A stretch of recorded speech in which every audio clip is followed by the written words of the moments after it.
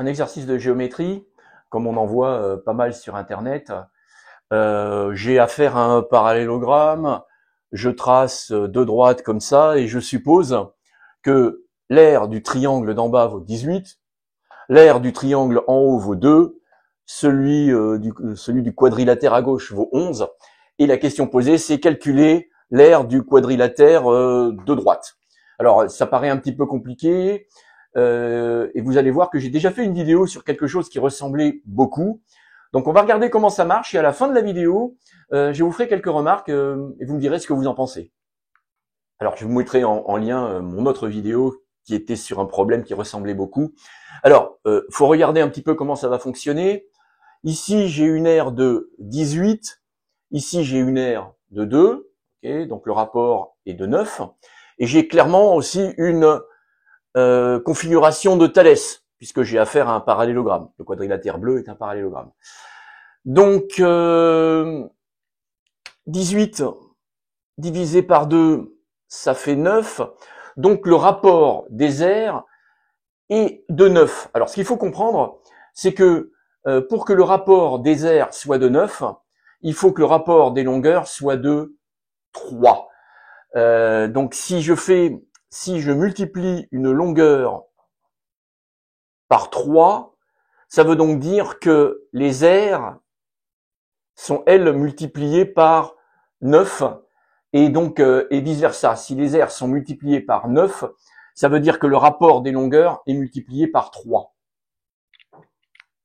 Donc, l'aire, ici, du grand triangle, est 9 fois plus grand que l'aire du petit triangle qui est au-dessus. Donc, ce que ça veut dire que les longueurs, ici, sont dans un rapport de 3.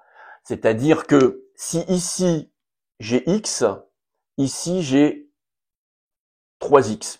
Si ici, j'ai y, ici, j'ai 3y. Et dernière proportion, si ici, j'ai z, si cette longueur-là vaut z, alors cette longueur-là vaudra 3z. Et même encore un peu mieux, puisque je suis en train de parler des aires, si je regarde ici en traçant cette droite qui est parallèle en haut et en bas, si là j'ai t, exactement pour la même raison, c'est-à-dire la configuration de Thalès, ici j'aurai 3t.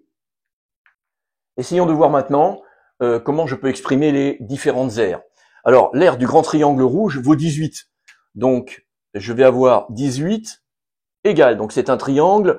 C'est donc base fois hauteur divisé par 2. Ça fait donc la base 3z. Je ne connais ni x, ni y, ni z, ni t, bien sûr. Donc, base 3z fois hauteur 3t. Le tout divisé par 2. Et donc, finalement, cela veut dire que zt est égal à 4. Donc, sans connaître ni z ni t, je sais que le produit vaut 4. Maintenant, regardons la surface du parallélogramme. Alors, la surface d'un parallélogramme, c'est base fois hauteur. Donc, la surface du parallélogramme,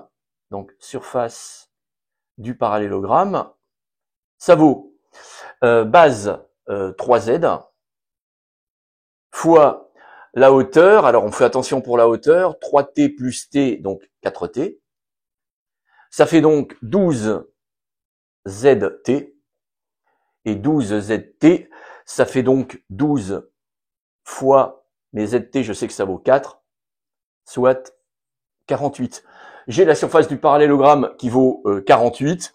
Et donc, la surface que je recherche, ici, elle vaut 48 moins 11 moins 2 moins 18.